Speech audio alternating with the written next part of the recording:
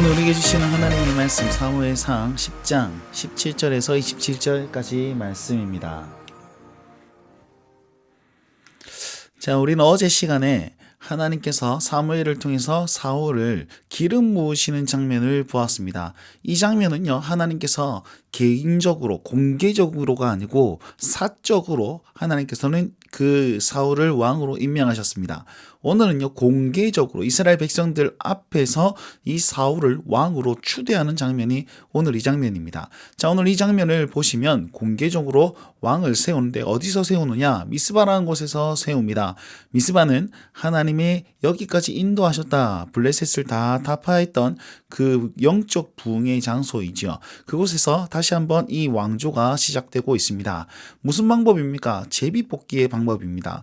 제비뽑기는 그냥 복글복 혹은 그냥 이렇게 랜덤으로 뽑는다 이런 말이 아니고 하나님의 뜻을 분별하기 위한 구약시대의 한 방법이었습니다.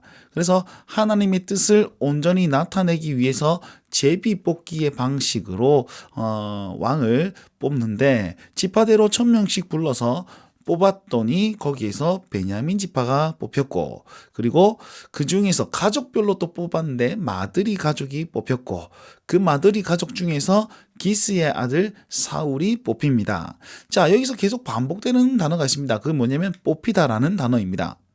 뽑히다는 말은 택하다라는 뜻을 가지고 있는데요. 이 택하다라는 단어와 대비되는, 반대되는 단어가 하나가 있는데 그것이 뭐냐면 버리다라는 것입니다.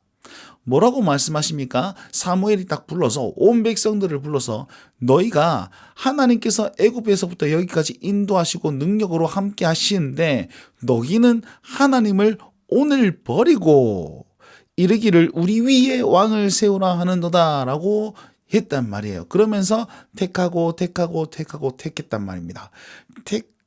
사람을 택하고 있는데 하나님은 버렸습니다. 자, 하나님은 버림받았지만 사람을 택하시는 하나님이 여기서 나타나게 되는 것이죠. 사람을 택한다는 것은 또한 하나님을 버린다라는 것과 어떻게 보면 또 좀 이해가 되고 삶에 적용해 보는 것도 될 수 있을 것 같다는 생각을 해보았습니다. 여러분, 우리는 하나님을 버리고 사람을 택하고 있습니까? 아니면 사람보다 하나님을 택하고 있습니까? 한번 돌이켜 묵상해 보면 참 좋을 것 같습니다. 자, 이렇게 사울이 뽑혔는데 사울이 보이지 않는 거예요. 사울이 보이지 않고 사람들이 막 찾다 보니까 사울이 어디 있었냐면 진 보따리 사이에 숨어 있었습니다. 굉장히 소심하고 나약한 모습을 가지고 있죠. 어제 제가 말씀을 묵상하면서 굉장히 겸손한 걸로 표현을 했는데 아니네요. 보니까 소심한 거네요. 네, 저도 사람이기 때문에 실수할 때가 있습니다. 자, 이게 다 믿지 마시고 여러분 말씀을 해설을 그냥 들으시고 이렇게 이제 잘 적용하시면 좋습니다. 자, 진보다리에 숨어 있었고 다른 사람들이 찾아서 데리고 왔더니 다른 사람보다 어깨 위에 머리가 있을 만큼 이렇게 어깨 위만큼 더 컸다, 머리만큼 더 컸다, 뭐 이런 뜻이거든요. 건장한 체격을 가진 사람이었다라는 것입니다. 그러면서 사무엘이 너희의 왕이로다, 이만한 사람이 없다라고 했더니 모든 백성이 그를 왕으로 추대하면서 왕의 만세를 부르는 장면이 나옵니다. 자, 그리고 나서 이것이 참 중요한데요. 사무엘이 나라의 제도를 백성에게 말하고 책에 기록하고 어디에 두었다고 했습니까? 여호와 앞에 두었다 라고 하고 있습니다. 자, 이 말은 무슨 말이냐면 이제부터 시작되는 이 왕정 시대는, 왕이 다스리는 시대는 그 왕이 진짜 왕이 아니고 신이, 하나님이 다스리시는 나라 위에 왕이 하나님이 다스리시는 것을 기준으로 해서 왕이 다스리는 나라가 이 나라다라는 것을 보여주고 있습니다. 그러니까 왕이 제일 위의 왕이 아니고 왕 위에 하나님께서 통치하시는데 왕은 하나님의 대리 통치자로서 이렇게 시작하는 나라가 바로 이 나라다라는 사실을 나타내 보이고 있는 겁니다. 자, 그렇게 나타내 보일 때에 각기 집으로 백성들을 돌려보내고 사울도 기브아의 자기 집으로 갔다라고 얘기하고 있습니다.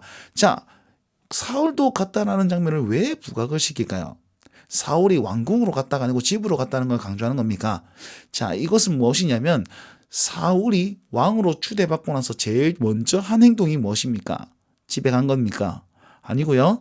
말씀에 순종했다는 겁니다. 사무엘의 그 말씀에 순종하는 모습을 여기서 볼 수 있다는 거죠.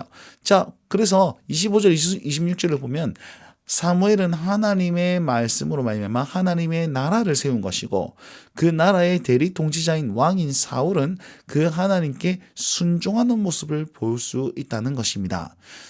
이것이 진짜 하나님 기뻐하신 왕인 나라요 왕의 모습이지만 나중에 가면 타락하는 모습을 볼 수 있겠죠. 자, 그건 나중에 얘기하고 26절까지 이렇게 참 좋은 모습이 나타났는데 27절 말씀 보니까 어떤 불량배들은 이 사람이 어떻게 우리를 구원할까 하면서 멸시하고 예물을 바치지 않았다라고 했습니다. 어떤 불량배라는 이 단어는요, 그 벨리엘의 아들들이라는 그런 뜻을 가지고 있는데 홈리와 비느하스가 하스를 설명할 때 이 말을 사용했습니다. 홈리와 비느하스는 누굽니까? 엘리의 아들들이며 하나님 보시기에 바르지 못한 그런 제사장들, 그런 악한 사람들을 대상으로 나타내는 거죠. 다른 말로 하면 어떤 불량배는 양아치가 아니고 하나님의 반대되는 세력이다라는 것입니다.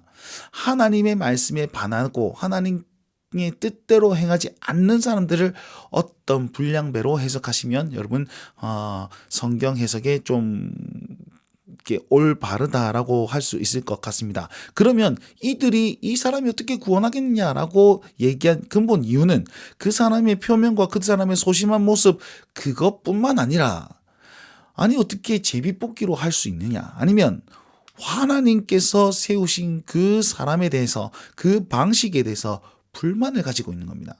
하나님께서 통치하시는 것에 대한 불만을 가지고 있다라고 생각할 수 있는 것입니다. 자, 이것이 문제지요.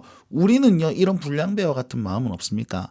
하나님의 통치대로 하나님의 나라대로 이렇게 쭉 나아가고 있는데 나는 그게 싫어. 나는 그게 옳다고 생각하지 않아. 라는 방식도 있겠죠. 그런 마음도 있겠죠. 우리는요, 그냥 그거 아니고 하나님께서 다스리신다는 그 신앙 고백 아래에서 나아가야 되고 내 인생을 꾸려나가야 되는 것이고 그리고 그 다스리심에 순종하며 나아가는 것이 우리가 해야 될 일인데 내 눈에, 내 생각에, 내 마음에 그것이 아니라고 생각되면 안 하는 그런 악한 행동은 우리가 회개하며 돌이켜야 되는 행동이 아닐까 그렇게 묵상해보고 적용해 봅니다. 자, 이 말씀을 기억하시면서 삶에 한번 적용해 봅시다. 사람들은 하나님을 버렸지만 하나님은 여전히 사람을 택하셔서 자기의 뜻을 이루어 나가고 계십니다. 자, 날 택하신 하나님 앞에 내가 연약하면 회개하고 주님을 더욱더 붙들며 나아가는 인생이 되어야 되겠지요. 두 번째, 하나님의 나라가 되어야 나라가 든든히 서갑니다. 그리고 근데 하나님의 방법이 싫다고 해서 이해되지 않는다고 해서 그걸 따르지 않는 마음과 그런 행동이 있다면 지금 돌이키시고 순종의 자세로 우리 오늘 하루를 그렇게 주님을 쫓아 나갈 수 있는 그런 모든 운동원들과 성도님들 되어야 되지 않을까 라고 묵상해 봅니다. 자, 이 말씀 붙들고 우리 오늘 하루도 주님과 함께 동행하시고 승리하시길 바랍니다. 날마다 주님과